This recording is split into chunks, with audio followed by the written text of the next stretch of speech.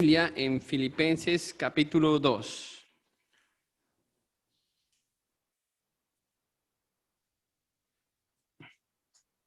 Como algunos de ustedes saben, estamos hoy finalizando esta serie de Hacedores de Paz. Hoy es el séptimo mensaje y así vamos a terminar esta serie.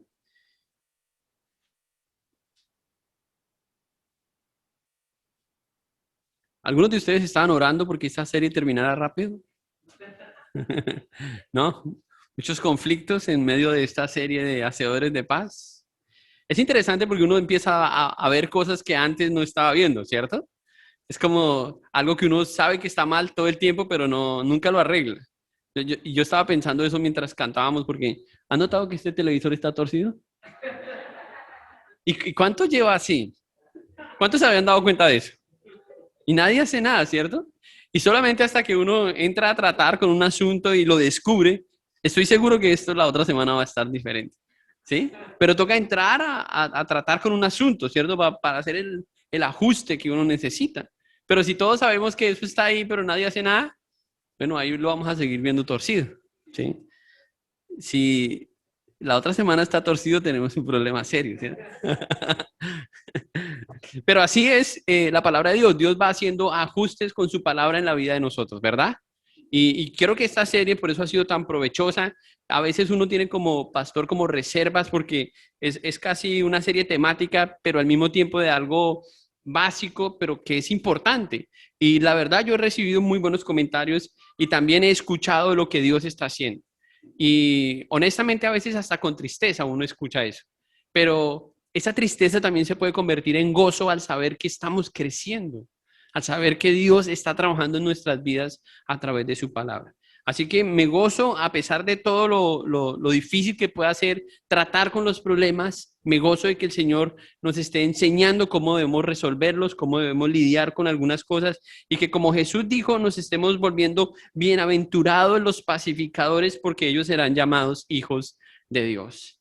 Pensando en ese versículo nuevamente, Cristo dijo que quienes practican la paz serán identificados como sus hijos. ¿Sí? Bienaventurados los pacificadores porque serán llamados hijos de Dios. Entonces, Él identifica a los hijos de Dios por la cultura de paz que hay entre ellos. Y yo no sé si ustedes han notado esto, pero cada vez es más difícil distinguir a los cristianos por la forma en que resuelven sus problemas. Si hay un problema en la iglesia, tenemos que resolverlo de una forma diferente. Tiene que haber una cultura que nos diferencie de la cultura mundana en que el mundo está resolviendo las cosas. Y por eso Dios quiere que como hijos suyos seamos bienaventurados al crear esta cultura de paz, al estar inmersos en esta cultura de paz. Pero yo sé que esto no es suficiente con una serie de 7 mensajes. Tenemos que trabajar mucho más en eso. Y lo que queríamos es motivarlos, porque de alguna forma, si ya saben algunas cosas, ahora tienen que repasarlas, practicarlas, cambiar, ajustar cosas, y hasta que eso se convierta en un hábito. No deje que esta serie vaya al archivador simplemente si no ha hecho ajustes en su vida. Las personas que logran respuestas diferentes van a mantener unidas las relaciones, especialmente la relación que es más prioritaria, que es la que tenemos con el Señor. Como lo hemos visto en esta serie, no podemos menospreciar entonces el favor de Dios sin practicar las verdades del Evangelio.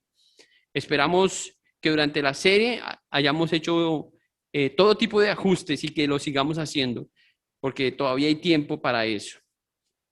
Muy bien, hace 8 días aprendimos acerca de la gravedad del pecado, a identificar la gravedad de una ofensa y también aprendimos a rechazar las respuestas.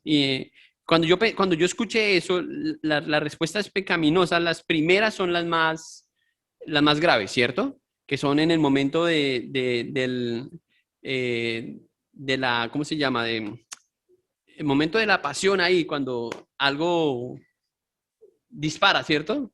Sí, con el momento de la fricción, ahí algo siempre pasa ahí, porque no somos buenos reaccionando, ¿sí? Son esas primeras reacciones que tenemos nosotros. Ahí es donde tendemos más a cometer los errores, porque no somos pausados, porque no aprendemos ciertas cosas que nos deberían ayudar a manejar mejor una situación, ¿sí? Entonces, tenemos que aprender algunas cosas para manejarlas mejor con nuestros hermanos. Pero hay otra fuente de conflicto en las que también necesitamos crecer y son situaciones en las que necesitamos llegar a convertirnos en buenos negociadores. ¿A ustedes les gustan esas películas de personas que negocian cuando hay un secuestrado y todo eso? ¿Sí? La idea en esas películas es siempre que no hayan heridos, ¿sí? Que un buen negociador logre rescatar a los que están ahí metidos y que no hayan heridos. Y eso lo convertiría en un buen negociador. Y la idea de negociar es esa, es que creemos una cultura de paz donde nadie salga malherido en una situación. Pero eso no es tan fácil, ¿cierto? Eso no es tan fácil, pero sí hay formas de aprender eso, ¿sí? Hay formas de aprender eso. Y no siempre tiene que ver con un pecado. Aunque si no lo manejas bien, puede llegar a convertirse en un pecado. Tiene que ver más con las diferentes o los diferentes intereses de cada uno. No con los pecados, sino con los diferentes intereses de cada uno. Por ejemplo, cuando hablamos de usar el tiempo libre, ¿en qué lo queremos usar? No, yo lo quiero usar así. La mamá dice, no, yo prefiero usarlo así. Los niños, no, yo quiero usarlo así. Todos tenemos ideas diferentes de cómo podríamos usar el tiempo libre. Y obviamente eso trae fricción, ¿verdad? Eso puede traer conflictos si no negociamos eso entre familia. O simplemente algo tan sencillo como la compra de la ropa del hijo en el día de sus cumpleaños o quién debe lavar la loza el domingo en la tarde, o bueno, los chismes, para usar buen costeñol, quién debe lavar los chismes el domingo en la tarde. Todas esas cositas pueden llegar a desatar un conflicto, cómo elaboramos el presupuesto en la iglesia cada año, a qué universidad debe ir su hijo, o a qué universidad le gustaría inscribirse.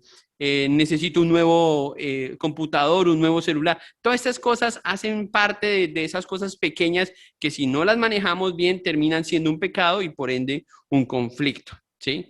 El lugar que escogemos para vacaciones.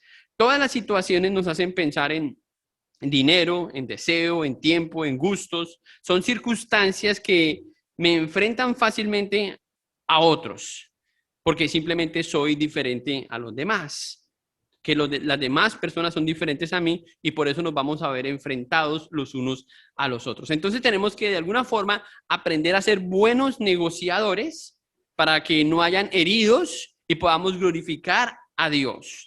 Entonces vamos a ver hoy con todos estos ejemplos que tenemos, que acabo de presentar, que debemos convertirnos como, alguien diría, Nobel de paz. Muchos sabemos que hacer lo correcto no es suficiente hasta que se convierta en una práctica, ¿sí? Y lo que vamos a ver esta mañana es que el Evangelio es el centro de la negociación. Si el Evangelio no es el centro de la negociación, no nos vamos a convertir en buenos negociadores. Si el negociador es el centro de la negociación, entonces vamos a ver un fracaso en esa intervención, perdón. Vamos a Filipenses, el capítulo 2, y vamos a leer los primeros 2 versículos, pero antes de leer la palabra de Dios, quisiera pedirles que me acompañen haciendo una breve oración para que el Señor nos ayude a entender hoy su palabra y podamos sacar provecho de estos versículos que vamos a leer. Oremos juntos. Padre, te damos muchas gracias nuevamente por tu palabra. Tú eres bondadoso con nosotros, siempre dispuesto a enseñarnos, a corregirnos, a exhortarnos, a instruirnos en justicia, a fin de que seamos hombres preparados para toda buena obra. Y queremos, Señor, hoy salir de aquí más preparados para la vida, más preparados, Señor, para poder seguir enfrentando el pecado, el mundo, Señor, pero también para tener buena relación con nuestros hermanos y especialmente mantener una relación contigo que sea glorificada a través de la forma en que nosotros manejamos estas situaciones o circunstancias. Gracias por tu palabra, Señor. Bendícenos, Señor, y ayúdanos a entenderla y a estar dispuestos a aplicarla, Señor, en todos los casos que se requiera. Te pedimos esto en el nombre de tu Hijo Jesucristo. Amén. Muy bien, versículo 1 y versículo 2. Dice la palabra de Dios, por tanto, si hay alguna consolación en Cristo, si algún consuelo de amor, si alguna comunión del Espíritu, si algún afecto entrañable, si alguna misericordia, completad mi gozo sintiendo lo mismo, teniendo el mismo amor, unánimes, sintiendo una misma cosa. Lo primero que vamos a ver en estos versículos es que las motivaciones correctas para la negociación espiritual, en estos dos versículos. Eso es lo primero que vamos a ver. Para convertirnos en buenos negociadores o que el evangelio sea el centro de la negociación, lo primero que tenemos que ver son los motivos correctos para la negociación.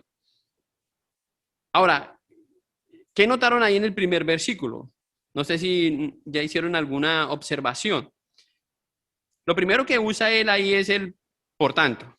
Y esto nos hace pensar en lo que él había dicho en el capítulo anterior. Es obvio para muchos que Pablo es quien está escribiendo esta carta, que lo está haciendo a un grupo de hermanos que están en la iglesia de Filipenses. Y sabemos por el contexto que Pablo está muy interesado en la unión de estos hermanos. ¿Por qué? Porque todo conflicto trae lo contrario a la unión, que es la separación o la división, como Pablo lo dijo también a los hermanos en primera a los Corintios, que estaban divididos. Por esto les pide que tomen en cuenta lo que va a decir para que logren negociar cuando las diferencias intenten separarlos. ¿Ok? Entonces Pablo va a traer una serie de ideas aquí que deben servir como motivaciones correctas para una buena negociación espiritual. Ahora, si leímos con atención, vamos a notar que por lo menos 4 veces usa el sí. Si alguna consolación, bueno, la primera que aparece ahí es si alguna consolación en Cristo, ¿cierto? Luego, si algún consuelo de amor, si alguna comunión en el Espíritu y si algún afecto entrañable y si alguna misericordia. Esos dos los podemos unir. Lo que el Señor está diciendo aquí en estas 4 motivaciones es que esas 4 cosas deben ayudarnos o deben ser suficientes para que cada creyente negocie frente a cualquier circunstancia de la vida. Es decir, que tenemos que pensar en estas cosas, porque eso es lo que nos debe motivar. Hay muchas cosas que nos diferencian los unos de los otros, pero los cristianos tenemos que estar unidos en estas cosas. En esto somos iguales todos si somos creyentes. Todos tenemos la misma consolación en Cristo. ¿Sí? Y eso debe ser nuestra mayor motivación. Ahora, eso es fácil cuando tengo conflictos con un hermano que es cristiano, pero cuando no, bueno, también debería ser igual, porque lo que estoy haciendo lo estoy haciendo en Cristo porque estoy unido a Cristo. Eso es lo que significa la consolación en Cristo. Es el mismo término que se usa para describir al Espíritu Santo cuando dice que Él es el Paracletos, ¿sí? Que es una palabra que habla de compañía, que Cristo nos acompaña en esto, estamos unidos a Cristo. O sea que la presencia de Cristo en nuestras vidas debe motivarnos a hacer lo correcto o a hacer un buen negocio para glorificar a Dios. Esa es la primera motivación. No es solamente, como algunos piensan, salir bien librado del problema o no hacer que el problema sea mayor. No, es glorificar a Cristo y aquí están los motivos correctos para poder lograr eso. El otro es el consuelo de amor, que es muy parecido, pero además de la compañía nos ofrece el amor de Cristo que nos une. Y ustedes pueden imaginar todas las escenas en la Biblia donde Dios muestra o Cristo especialmente muestra su amor para con la gente.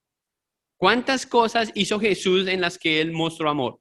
Una de las escenas más conmovedoras cuando Cristo muestra el amor a sus discípulos es cuando Él llega ahí a la última cena dispuesto a lavar los pies de sus discípulos. Wow, yo creo que ninguno de ellos en su vida imaginó esa escena.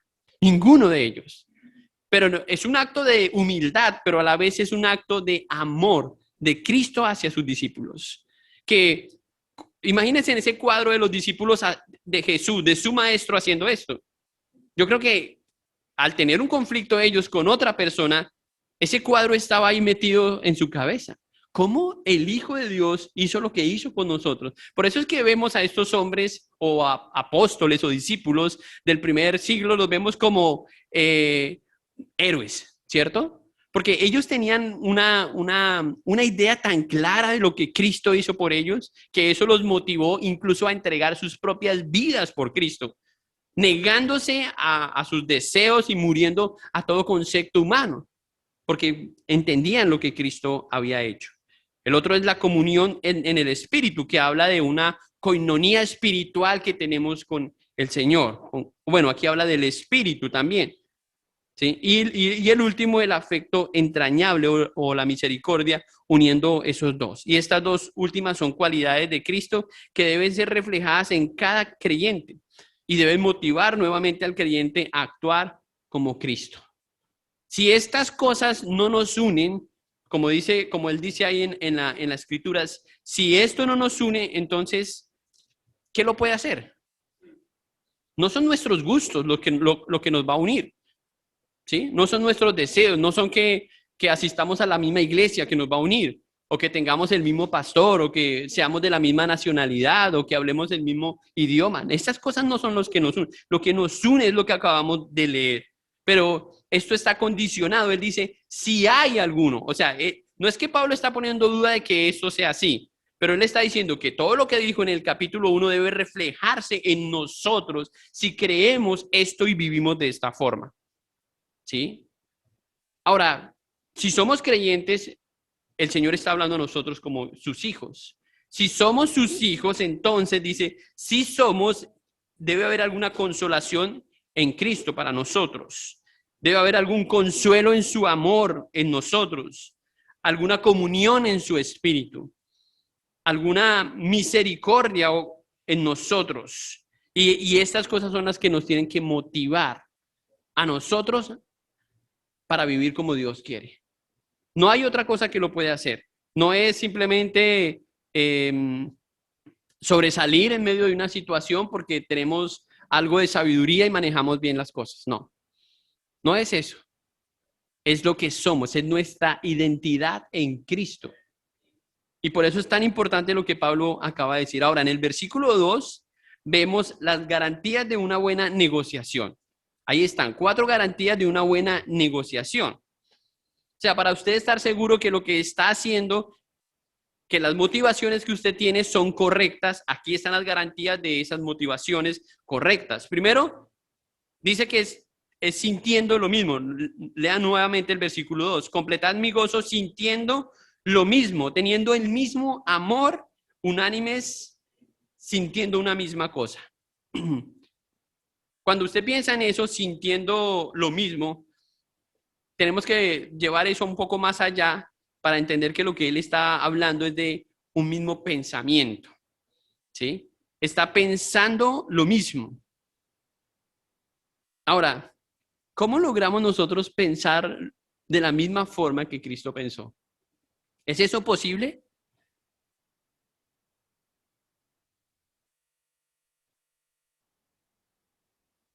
Si logramos pensar como Cristo lo hizo, significa que debemos tener la misma doctrina que Cristo tuvo acerca de algo. Y eso me ayuda a mí a pensar mejor.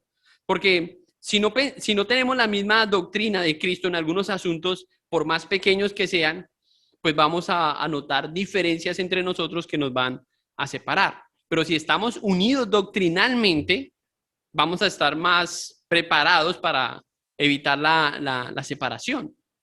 Pero eso lo hace, o sea, la garantía ahí es que sintamos o pensamos o que pensemos lo mismo acerca de un asunto. Yo estaba dando un ejemplo en el primer servicio y es como si estamos hablando de la doctrina de la santificación. ¿Cómo Cristo vio la doctrina de la santificación? ¿Qué dijo Cristo acerca de nuestra santificación? Si nosotros pensamos lo mismo que Cristo y transmitimos lo mismo a nuestra familia, entonces estamos unidos en el pensamiento.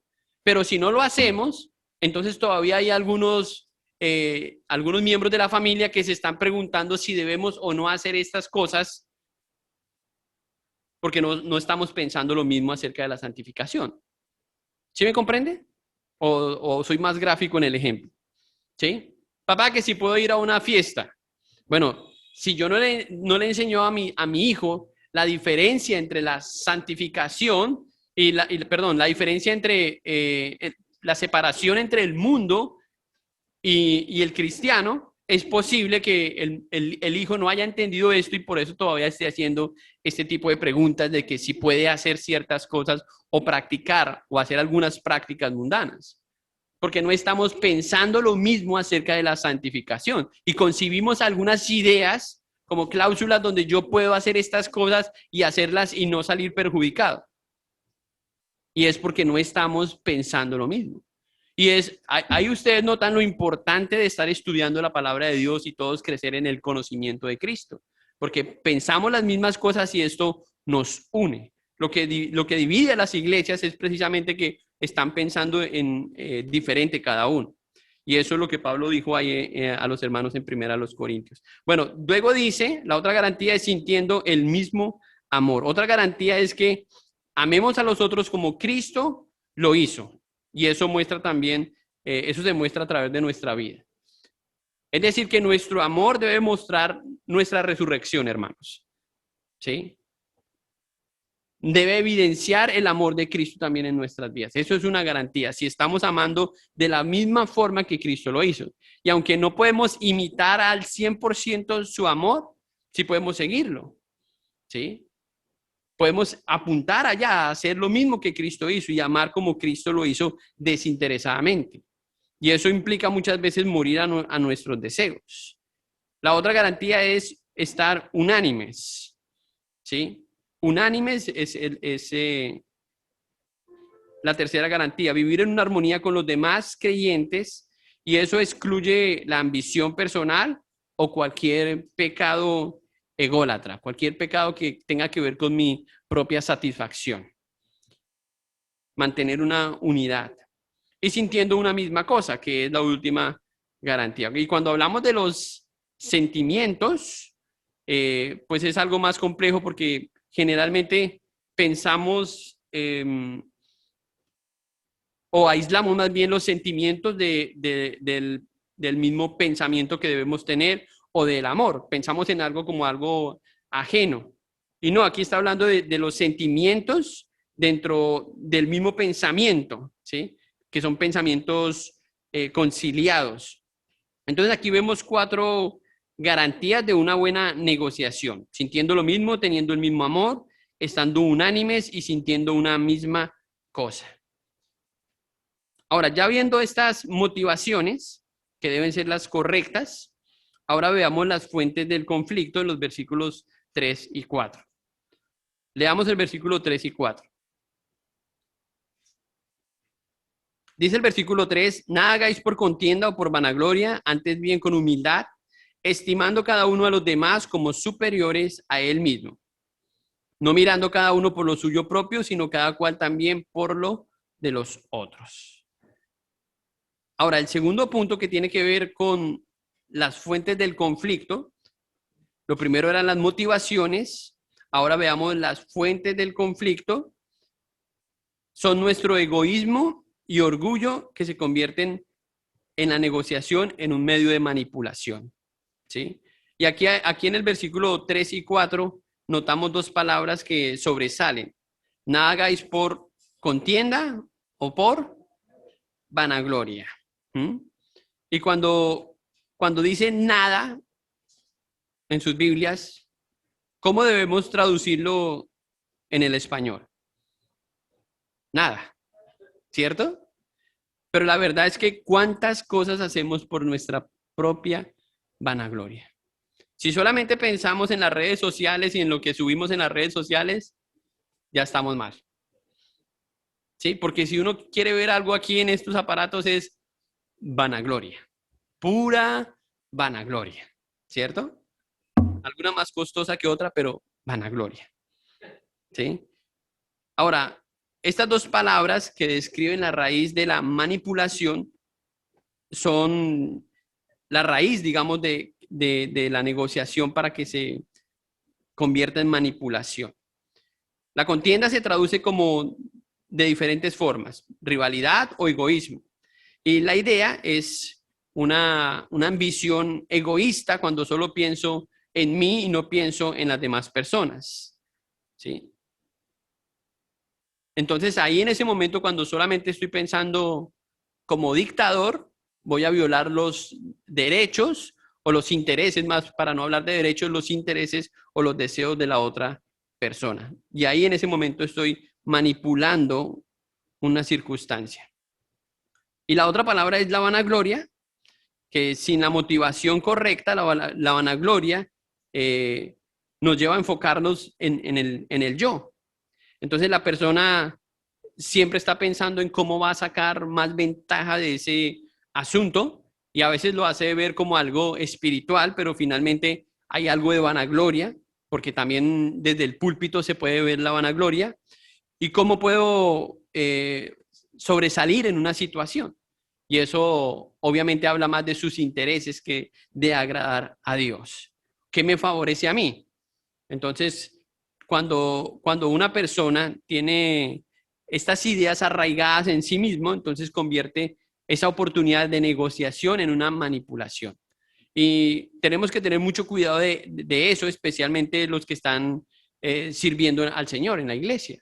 ¿Sí? Porque Él nos ofrece la oportunidad muchas veces de hacer algo por otra persona, pero nosotros nos acercamos con una buena intención, pero termina siendo algo vanaglorioso, algo para sobresalir. Y nos damos cuenta de eso cuando la gente no recibe el aplauso que espera, ¿cierto? Entonces dice, pero pastor, es que nadie reconoce mi esfuerzo y es que nadie me tiene en cuenta y ahí nos damos cuenta que la motivación no es la correcta. Y manipulamos eso porque somos egoístas, porque somos orgullosos, porque finalmente somos ególatras, solamente estamos pensando en nosotros. Y todo eso tiene que ver con lo que somos como cristianos, porque si estamos sirviendo al Señor, debería ser sin esos deseos egoístas. Entonces, la persona motivada por la ambición o el egoísmo y la vanagloria no toman en cuenta a las demás personas. Siempre están pensando, yo soy el protagonista de mi propia historia. Yo quiero sobresalir. No me importa lo que digan los demás, es lo que yo digo, lo que yo quiero. Y eso obviamente habla de su egocentrismo. Busco lo mío, no tengo que proteger mis intereses porque yo sé lo que quiero. Y otra vez, esto habla de una persona que no está centrada en el evangelio, sino que está centrada en usted misma. Y hermanos, esto es tan fácil porque usted puede conocer muy bien la doctrina.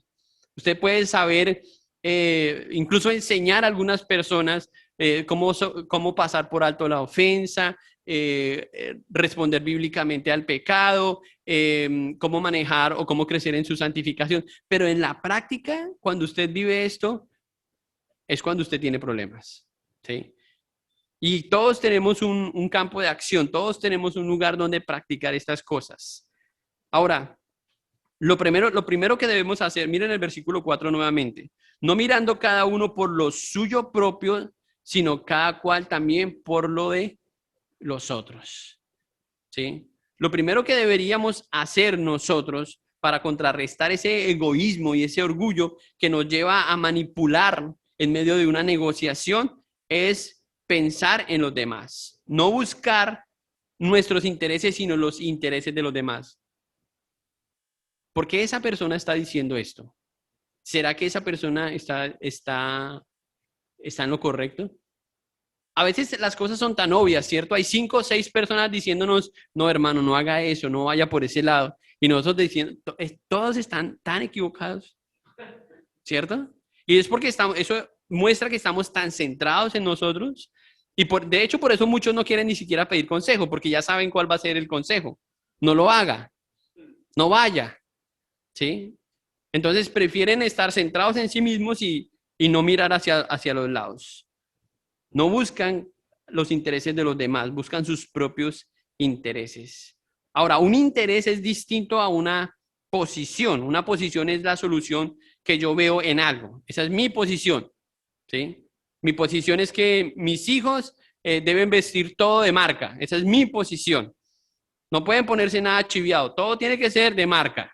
Esa es mi posición y voy a gastar lo que sea sin importar. Esa es una posición. Mi posición es que vamos de vacaciones a Disney este año como sea, sin importar lo que tengamos que hacer. Esas van a ser nuestras vacaciones. O tenemos que ir a la misma universidad todos, así tengamos que empeñar hasta el gato. ¿Sí? Son posiciones, son posturas que ponemos. Necesitamos, o hay tanto dinero destinado en este rubro y eso es lo que vamos a gastar. Ni un peso más, ni un peso menos. Posiciones. Y fijar mi posición sin tomar en cuenta los intereses de las otras personas, eso simplemente es una ambición egoísta. ¿Sí? Que lo único que demuestra de mí que puedo ser un buen dictador, ¿sí? Pero no un buen negociador. Un buen negociador toma en cuenta los intereses de las demás personas y tenemos que tener más oídos para eso, ¿sí? Bueno, ahora veamos en los versículos 5 al 8 cómo podemos centrar todas esas ideas en el Evangelio. Leamos los versículos 5 al 8. Haya pues en vosotros este sentir que hubo también en Cristo Jesús, el cual siendo en forma de Dios no estimó el ser igual a Dios como cosa a que aferrarse, sino que se despojó a sí mismo, tomando forma de siervo, hecho semejante a los hombres, y estando en la condición de hombre, se humilló a sí mismo, haciéndose obediente hasta la muerte y muerte de cruz. Van a notar en esos versículos que la solución está en centrarse, o la centralidad en Cristo nos orienta plenamente en el Evangelio, ¿sí? Si estamos centrados en nosotros, entonces ya vimos que somos egoístas, que somos vanagloriosos, que somos dados a no tomar en cuenta a las demás personas. Pero el Evangelio o la centralidad en Cristo nos lleva o nos reorienta en la persona de Jesús. Debemos tener el sentir de Jesús o la actitud de Jesús, la mentalidad, como dije, la doctrina de Jesús en nuestra cabeza, lo que Cristo dijo acerca de algunas cosas, para poder pensar mejor o pensar como Él. ¿Y cómo es la mentalidad de Jesús? ¿Cómo fue la mentalidad? ¿Qué buscaba Jesús en lo que Él hacía? La gloria al Padre y obedecer al Padre, ¿verdad? Que es donde debemos apuntar como hijos de Dios también, ¿sí? Jesús no vino para pasarla bien en este mundo y no, Él no estaba de vacaciones. Jesús sabía desde antes de venir a este mundo cuál era el propósito por el cual el Padre lo había enviado.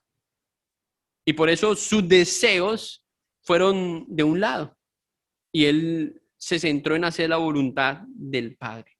La centralidad en Cristo no defiende nuestros derechos. ¿Cuáles eran los derechos de Cristo? ¿A qué tenía lugar Él? Como hijo de Dios, ¿a qué tenía lugar?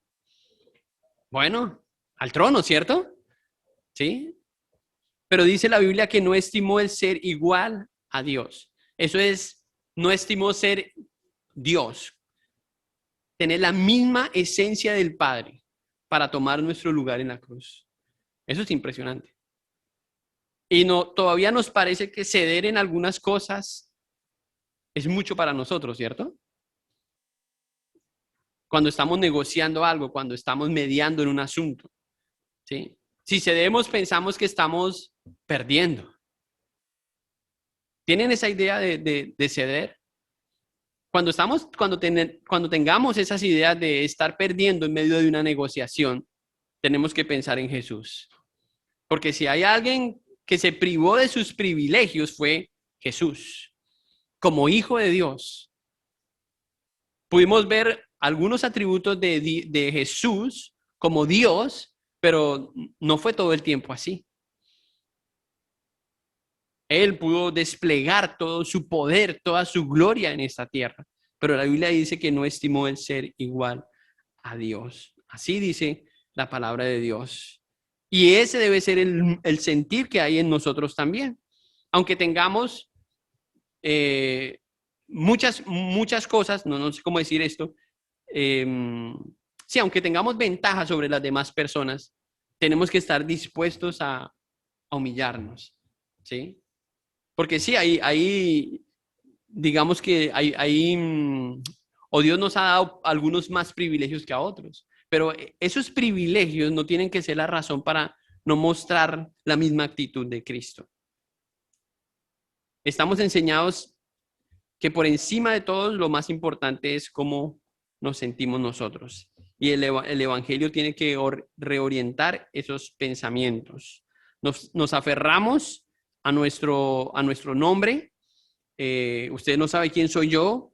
a nuestros títulos o al número de seguidores que tenemos en las redes sociales, o simplemente nos aferramos a una imagen que hemos creado, una imagen virtual que hemos creado, que en algunos casos se la llegan a creer que son esas personas que muestran en las redes sociales, cuando la realidad muestra algo muy diferente, ¿sí? Pero la centralidad en Cristo sepulta todo eso que tiene que ver con nuestro viejo hombre y muestra a Cristo a través de nuestra vida, que es la misma actitud que debe haber en nosotros. Jesús pudo aferrarse a muchas cosas y no lo hizo, ¿sí? Jesús dijo, yo y el Padre uno somos. Esas fueron sus palabras. Y él podía aferrarse a eso. ¿Usted no sabe quién soy yo? En vez de eso, él dijo, yo soy el camino, yo soy la vida, yo soy el pan. Siempre mostrando una actitud de humildad para el hombre, para que el hombre llegara a él.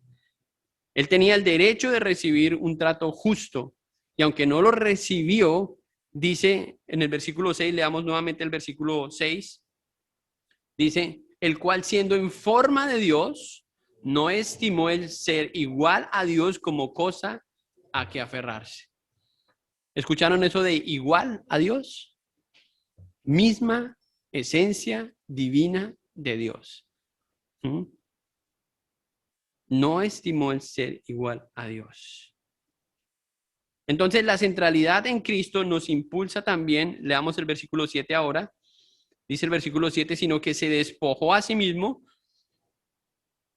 tomando forma de siervo, hecho semejante a los hombres, y estando en la condición de hombre, se humilló a sí mismo, haciéndose obediente hasta la muerte y muerte de cruz. Dos palabras claves en esos dos versículos, siervo y humildad. ¿Sí? Siervo y humildad.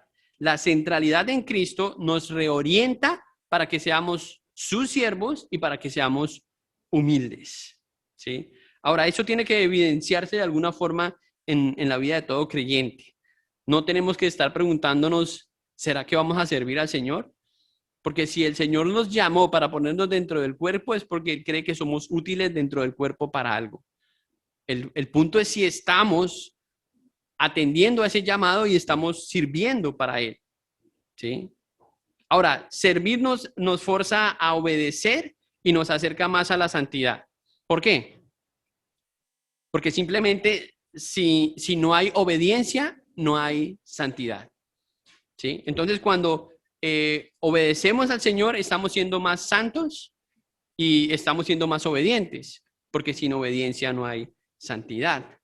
Podemos hacernos entonces una pregunta cuando estemos en medio de una situación, en medio de una diferencia.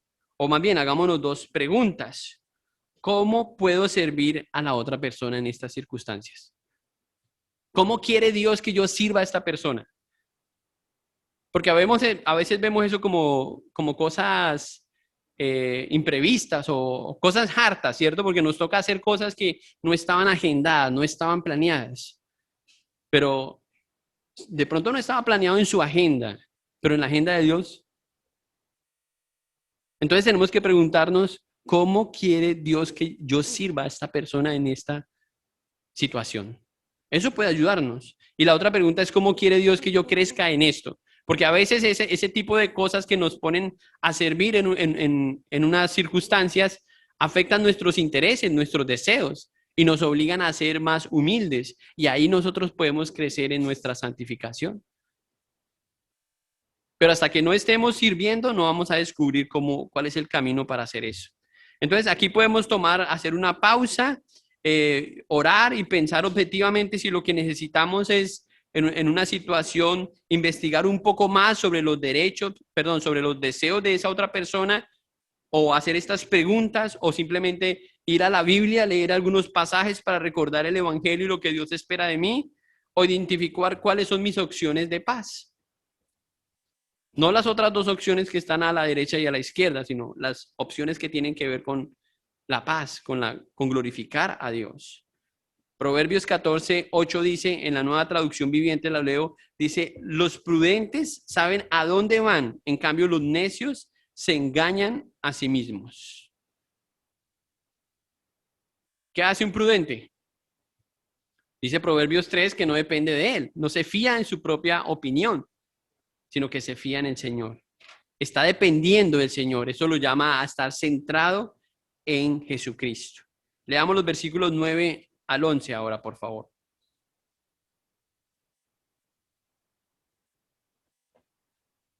Dice el versículo 9, por lo cual Dios también le exaltó hasta lo sumo y le dio un nombre que es sobre todo nombre, para que en el nombre de Jesús se doble toda rodilla de los que están en los cielos y en la tierra, debajo de la tierra, y toda lengua confiese que Jesucristo es el Señor, para gloria de Dios Padre. Un hacedor de paz pone su mente en glorificar a Dios. Estas son las ideas de un hombre ordinario como Pablo. Y si hay alguien que sabía resolver problemas, tratar asuntos difíciles, era Pablo, después de Jesús. Mientras estaba gozando de su comunión con el carcelero, estaba pensando en estas cosas. Dice en el versículo 9, por lo cual Dios también le exaltó hasta lo sumo y le dio un nombre que es sobre todo nombre, para que en el nombre de Jesús se doble toda rodilla que está en los cielos. ¿Quién lo exaltó? ¿A Jesús? Dios, no fue el hombre. No fue el hombre. Y es Dios el único que va a exaltar nuestras obras por la actitud que tengamos para la gloria suya. No van a ser los hombres. Usted y yo podemos hacer lo correcto y no siempre vamos a recibir un aplauso. Bien, no. Pero esa no debe ser nuestra meta. La meta debe ser glorificar a Dios con nuestra humildad, con nuestra actitud como lo hizo Cristo, para que Dios también nos exalte en su momento al lado de su gloria en los méritos de Cristo. Esa es nuestra meta. Entonces los hacedores de paz deben poner su mente en glorificar a Dios. Cualquier negociación o cualquier negociador puede enfocarse en otra cosa, pero si no se enfoca en glorificar a Dios, no va a tener buenos resultados. Porque algunas personas solamente quieren salir bien librados del problema, ¿cierto? O hacer que ese tiempo de angustia, de dificultad, sea corto. Pero no están pensando en glorificar a Dios. Y no estamos hablando solamente de resolver los problemas o de evitar los problemas, sino de resolverlos y evitarlos para que Dios sea glorificado. Eso tiene otro significado mayor. Quizás nos va mejor haciendo las cosas de otra manera, ahorramos más tiempo, ahorramos dinero. Pero si no glorificamos a Dios, muchas veces para glorificar a Dios vamos a perder dinero.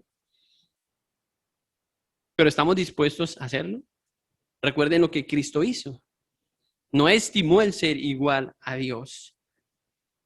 Toca quitar nuestro estatus para ser igual a Jesús. Pero no estamos aquí para que nos vaya bien en esta vida, sino en lo porvenir, en la gloria, al lado de la, como diría John Piper, en la gloria venidera. Y esa debe ser la meta del creyente. Ahora, piensen en lo que a usted le gusta hacer. ¿Cuáles son sus pasatiempos favoritos? A mí me gusta montar bicicleta, me gusta viajar, me gusta comer bien, eso se nota. Pero no hay un gusto mayor en el creyente que glorificar a Dios. No debe haber un gusto mayor en la vida del cristiano que glorificar a Dios en medio de cualquier circunstancia en la vida. Si usted se deleita más en la comida que en eso, tiene un problema. Porque, hermanos, para ser honestos, cuando hacemos las cosas bien a Dios, estamos dando en el centro, ese gozo no nos lo quita nadie, no nos lo roba nadie, hermanos. Y es un gozo eterno, ¿sí? Porque no sentimos una partecita de la recompensa aquí, que es el Espíritu de Dios aquí gozándose con nosotros, pero es algo que sobresale, que va mucho más allá para la eternidad, porque estamos glorificando a Dios con nuestras obras. Debemos pensar más como traer la gloria al nombre de Cristo, ¿sí? Menos en seguir engordando nuestros intereses, de llenar más, de tener más seguidores, tener más like, ¿sí? Evitar más eso y más apuntar a la gloria del Señor. Que sus soluciones satisfagan la mayoría de los intereses de las personas o de los involucrados, pero generalmente que apunten a glorificar a Dios. Porque a veces si pensamos en tener a todo el mundo de acuerdo, tampoco va a ser posible. Pero si pensamos en glorificar a Dios, va a ser más fácil alcanzar esa meta. Vamos a estar más cerca de que todos estén contentos cuando estamos tratando de glorificar a los hombres. Por eso Pedro dijo que si tengo que escoger entre agradar a los hombres y a Dios, prefiero agradar a Dios antes que a los hombres. Y esa debe ser nuestra meta, porque la meta de Pedro también ya estaba glorificar a Dios, igual que en la del apóstol Pablo. Hermanos, en este mensaje hemos visto varias cosas y podemos olvidar varias de las cosas que hemos escuchado aquí. Lo primero que vimos, para hacer un resumen de lo que hemos hablado hasta aquí esta mañana, lo encontramos en los primeros versículos, en el versículo 1 y 2, las motivaciones correctas para la negociación espiritual. Luego, en los versículos 3 y 4, ¿qué vimos ahí en esos versículos? Versículos 3 y 4. Nuestro egoísmo y nuestro orgullo convierten la negociación en manipulación. Y en el versículo 5 al 8, la centralidad de Cristo nos reorienta completamente. Y en estos últimos versículos, del versículo 9 al 11, los hacedores de paz ponen su mente en glorificar a Dios. Ahora, ¿cómo recordamos todo eso? ¿Será que vamos a recordar todo eso la próxima vez que tengamos un roce, una dificultad con un hermano? Quizás no, pero si recordamos algunas de las cosas más importantes, quizás sean que Cristo debe ser el centro de nuestra vida, no nosotros, no nuestros intereses, no nuestros deseos, ¿sí? Eso nos va a ayudar a mejorar, a manejar mejor un conflicto.